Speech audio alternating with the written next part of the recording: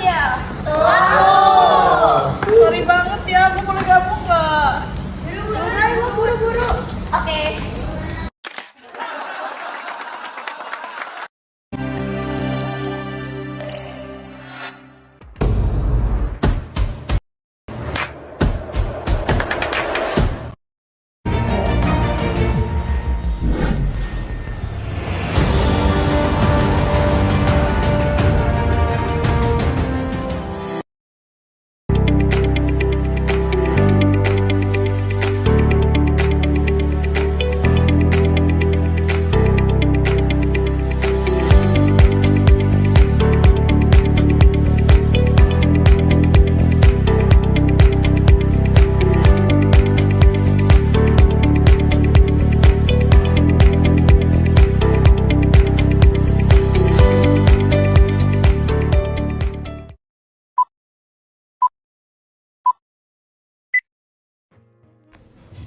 Kita akan membahas materi mengenai teori-teori kontingensi kepemimpinan. Ada 3 pembelajaran. Yang pertama, mampu menjelaskan keadaan pada saat teori dikembangkan. Kedua, mampu menguraikan cara untuk memanfaatkan suatu teori. 3, mengetahui teori yang mendasari kepemimpinan. Gaya kepemimpinan situasional cukup menarik di era saat ini karena pemimpin dengan gaya ini akan selalu berusaha menyesuaikan dengan situasi dan kondisi organisasi, serta bersifat fleksibel dalam beradaptasi atau menyesuaikan dengan kematangan bawahan dan lingkungan kerjanya. Hal ini sesuai dengan kondisi dan situasi saat ini yang menuntut pemimpin harus bersifat akomodatif dan aspiratif terhadap lingkungan kerjanya. Definisi kepemimpinan situasional adalah a leadership contingency theory that focuses on followers' readiness or maturity. Inti dari teori kepemimpinan situasional adalah bahwa gaya kepemimpinan seorang akan berbeda-beda tergantung dari tingkat kesiapan para pengikutnya. Selanjutnya, keterampilan pemimpin situasional. Keterampilan analisis. Jadi, keterampilan yang harus dimiliki seorang manajer dalam melakukan evaluasi atau penilaian kinerja bawahan semakin baik atau semakin buruk dibandingkan kinerja sebelumnya. Kalau kinerja karyawan itu cenderung menurun, maka seorang manajer juga harus mampu memberikan dorongan atau motivasi yang tepat agar mereka dapat melaksanakan tugas mereka dengan baik. Selanjutnya, keterampilan fleksibilitas. Keterampilan yang harus dimiliki oleh seorang pemimpin dalam menerapkan gaya kepemimpinan dialektik. Perkembangan yang terjadi menunjukkan bahwa semangat kerja karyawan menjadi semakin baik, rasa tanggung jawab mulai tumbuh, dan mereka dapat bekerja secara mandiri sehingga dapat diterapkan gaya kepemimpinan delegating. Selanjutnya, keterampilan komunikasi. Jadi, keterampilan yang harus dimiliki seorang pemimpin untuk menyampaikan ide atau gagasan kepada karyawan, termasuk bagaimana ia harus menjelaskan perubahan gaya kepemimpinan kepada bawahannya. Yang terpenting adalah bagaimana mengkomunikasikan ide atau gagasan tersebut dengan jelas dan mudah dipahami dengan baik oleh karyawan sehingga dapat dihindarkan kesalahpahaman dalam berkomunikasi. Selanjutnya yaitu teori Fiedler. Teori kontingensi menganggap bahwa kepemimpinan adalah suatu proses di mana kemampuan seorang pemimpin untuk melakukan pengaruhnya tergantung dengan situasi atau tugas kelompok atau group task situation dan tingkat-tingkat daripada gaya kepemimpinannya, kepribadiannya, dan pendekatannya yang sesuai dengan kelompoknya. Dengan perkataan lain, menurut Fiedler itu, seorang menjadi pemimpin bukan karena sifat-sifat daripada kepribadiannya, tetapi karena berbagai faktor situasi dan adanya interaksi antara pemimpin dan situasinya.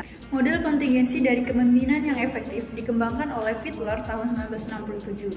Menurut model ini, make the performance of the group is contingent upon both the motivational system of the leader and the degree to which the leader has control and influence in a particular the situational comfortableness. Itu menurut Fiedler tahun 1974. Jadi teori atau model kontingensi ini sering kali disebut teori situasional karena teori ini mengemukakan kepemimpinan yang tergantung pada situasinya. Jadi model atau teori kontingensi Fiedler ini melihat bahwa kelompok efektif tergantung pada situasinya atau kecocokan antara gaya pemimpin yang berinteraksi dengan subordinatnya sehingga situasi menjadi pengendali dan berpengaruh terhadap pemimpin. Selanjutnya ada leader orientation. Teori kontingensi melihat pada aspek situasi dari kepemimpinan, yaitu organization context. Fiedler mengatakan bahwa ada dua tipe variabel kepemimpinan. Yang pertama adalah leader orientation dan situation favorability.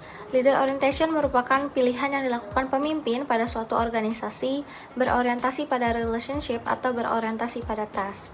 Leader orientation diketahui dari skala semantic differential dari rekan yang paling tidak senangi dalam organisasi, yaitu LPC. LPC tinggi jika pemimpin tidak menyenangi rekan kerja, sedangkan LPC yang rendah menunjukkan pemimpin yang siap menerima rekan kerja untuk bekerja sama.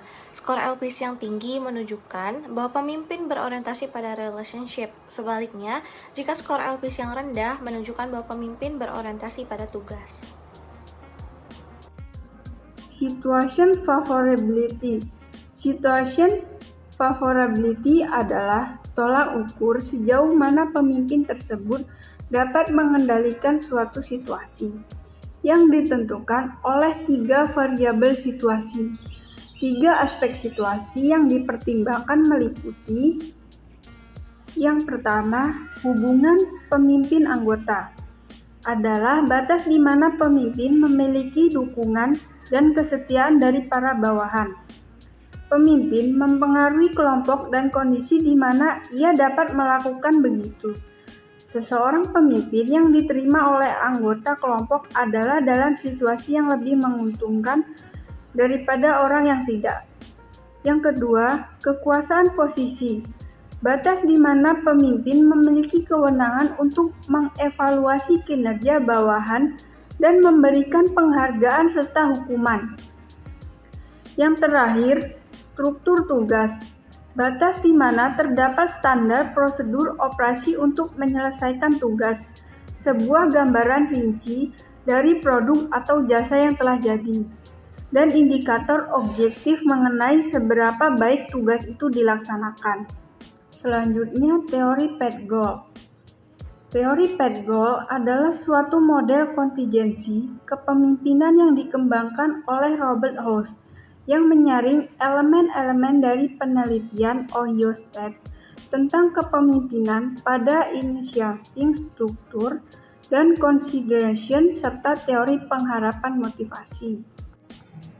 Dasar dari teori ini adalah bahwa merupakan tugas pemimpin untuk membantu anggotanya dalam mencapai tujuan mereka, untuk memberi arahan dan dukungan atau keduanya yang dibutuhkan untuk menjamin tujuan mereka sesuai dengan tujuan kelompok atau organisasi secara keseluruhan. Istilah Paet-Gold ini datang dari keyakinan bahwa pemimpin yang efektif memperjelas jalur untuk membantu anggotanya dari awal sampai ke pencapaian tujuan mereka, dan menciptakan penelusuran di sepanjang jalur yang lebih mudah dengan mengurangi hambatan dan pitfall. Selanjutnya, menurut teori Paet-Gold, suatu perilaku pemimpin dapat diterima oleh bawahan pada tingkatan yang ditinjau oleh mereka sebagai sebuah sumber kepuasan saat itu atau masa mendatang. Perilaku pemimpin akan memberikan motivasi sepanjang yang pertama, membuat bawahan merasa butuh kepuasan dalam pencapaian kinerja yang efektif, dan yang kedua, menyediakan ajaran, arahan, dukungan, dan penghargaan yang diperlukan dalam kinerja efektif. Untuk pengujian pernyataan ini, Robert Howe mengenali 4 perilaku pemimpin. Pemimpin yang berkarakter directive leader, supportive leader, participative leader, dan achievement oriented leader berlawanan dengan pandangan Fiedler tentang perilaku pemimpin. House berasumsi bahwa pemimpin itu bersifat fleksibel. Teori Paet-Gold mengimplementasikan bahwa pemimpin yang sama mampu menjalankan beberapa atau keseluruhan perilaku yang bergantung pada situasi. Model kepemimpinan 4 Goal berusaha meramalkan efektivitas kepemimpinan dalam berbagai situasi.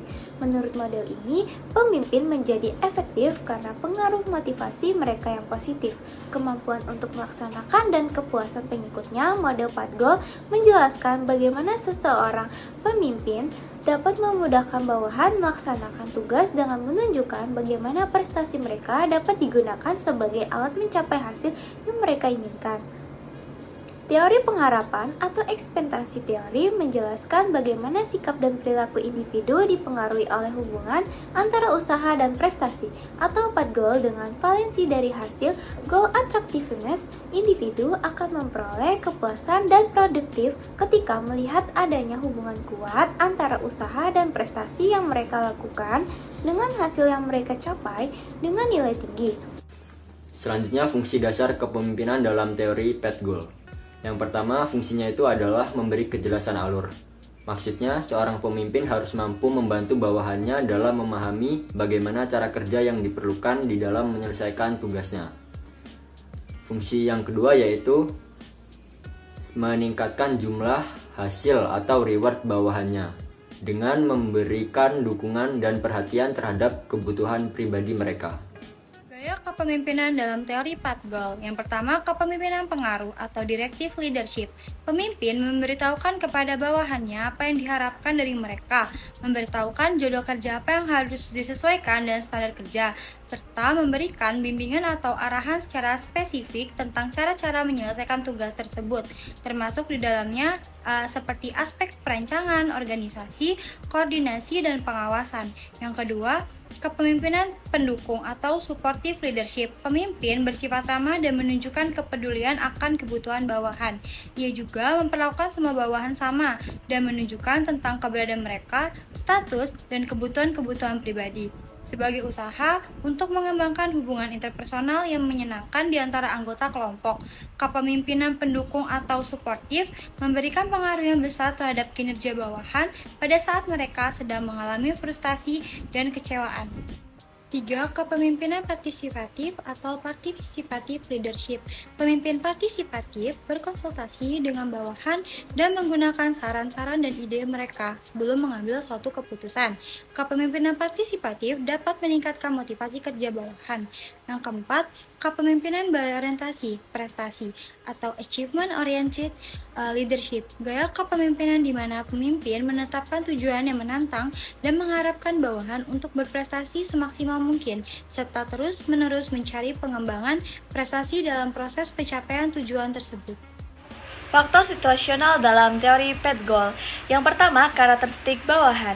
Pada faktor situasional ini, teori PET Goal memberikan penilaian bahwa perilaku pemimpin akan bisa diterima oleh bawahan jika para bawahan melihat perilaku tersebut akan merupakan sumber yang segera bisa memberikan kepuasan atau sebagai suatu instrumen bagi kepuasan-kepuasan masa depan. Karakteristik bawahan mencakup 3 hal, yakni letak kendali, locus of control, kesediaan untuk menerima pengaruh, dan kemampuan atau abilities. Selanjutnya, yang kedua ada karakteristik lingkungan. Pada faktor situasional ini, PET Goal menyatakan bahwa perilaku pemimpin akan menjadi faktor motivasi terhadap para bawahan jika, yang pertama, perilaku tersebut akan memuaskan kebutuhan bawahan sehingga akan memungkinkan tercapainya efektivitas dalam pelaksanaan kerja. Kemudian yang kedua, perilaku tersebut merupakan komplement dari lingkungan para bawahan yang dapat berupa pemberian latihan, dukungan, dan penghargaan yang diperlukan untuk mengidentifikasikan pelaksanaan kerja. Selanjutnya, karakteristik lingkungan terdiri dari 3 hal, yaitu yang pertama struktur tugas. Struktur kerja yang tinggi akan mengurangi kebutuhan kepemimpinan yang direktif. Yang kedua, wewenang formal kepemimpinan yang direktif akan lebih berhasil dibandingkan dengan partisipasi bagi organisasi dengan struktur wewenang formal yang lebih tinggi. Yang ketiga, kelompok kerja atau kelompok kerja dengan tingkat kerjasama yang tinggi kurang membutuhkan kepemimpinan yang suportif. Studi kasus tentang kepemimpinan kontingensi di Toyota.